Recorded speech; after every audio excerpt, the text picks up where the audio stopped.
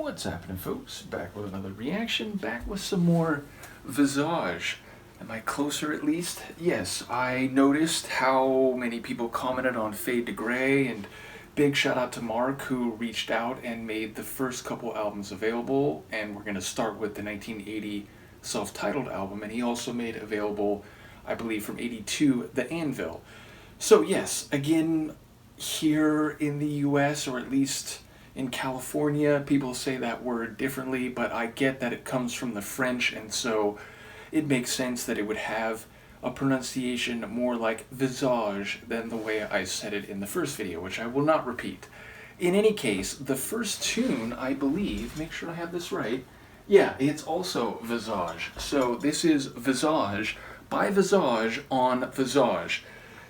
And I don't know if that means it'll have specific meaning in terms of someone's face, the exterior, the front behind which may lie greater depth and or feeling, but yes, visage in some ways can be a facade, not in terms of the way the latter word is used sometimes to mean like something that's fake, which looks real on the front but actually has no substance, but it is just the frontal aspect, that which faces outward and is immediately perceptible by outside parties looking in. So I do wonder whether we're talking an actual face, whether it's more conceptual. Maybe it's not even any of that, and it's just more a word and an idea, and it's less about a narrative or a specific scene painting.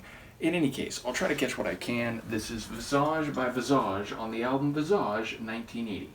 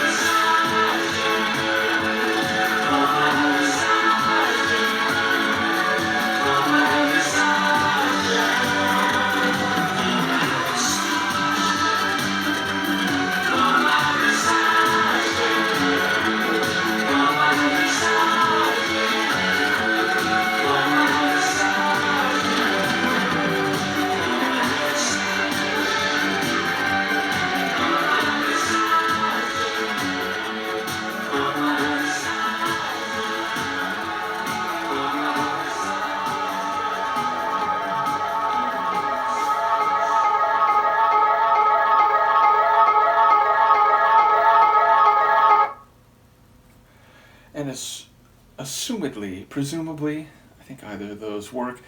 But yes, presumably that leads right into the next track. And yeah, I do remember folks saying that Fade to Gray, like, a number of folks worked on it, but by the time it kind of became a hit, or by the time they got to making this album, some of the folks had moved on to other things. I want to say, was it Midge from Ultravox? Of course I'm forgetting in the moment, but I believe that's what people said, that it was originally a slightly bigger kind of one-off project, but then it became something more than that, but by that time, some of the people who had worked on the original tune or project had gone their separate ways. So yeah, either way, I enjoy it. Like, some of those keyboard lines, they do remind me a bit of very late 70s, very early 80s Gary Newman. I will say also the drum machine, the like cycling drums, especially at some of the transitional moments, like, it really did stand out, and it was almost like it was being doubled and tripled and quadrupled in the rhythmic flourishes. And yeah, I mean, there was some true piano in there too. Again, maybe like just a keyboard kit, but one that sounds like a true piano, and then others that were like, electric organ sounding. And yeah, like a really lush and also seemingly, I don't know if experimental is the right word, but it sounds a bit more like art synth than like, catchy, you're going to remember the melody and, be humming it without even thinking about it, synth pop type track. So again, that I would guess is a product of the year, meaning, 1980. It's a bit before a lot of groups that became known for like, very catchy synth pop type of tunes, had really started to make inroads into like radio, like popular music. But either way, it definitely is as electronic as I expected, but also, again, with the piano touch and maybe one or two other elements, more nuanced or like sonically complicated than I was thinking in advance. Not that I expected, because I really didn't go into this with any expectations. I've heard one other tune by them, which is on the album, and thus I now have to ask the question, is the version of Fade to Grey I reacted to the same as the one here on the album? If not, I can react to the one on the album as well. If it is, obviously I'll jump over it. But either way, looking forward to learning more about this group. Thank you again to Mark for immediately stepping up and providing a couple albums for us to go through. Let me know what you think, and Luca and I, who's now sleeping over there looking very ridiculous and a bit like the Sphinx, we'll see you next time. Peace.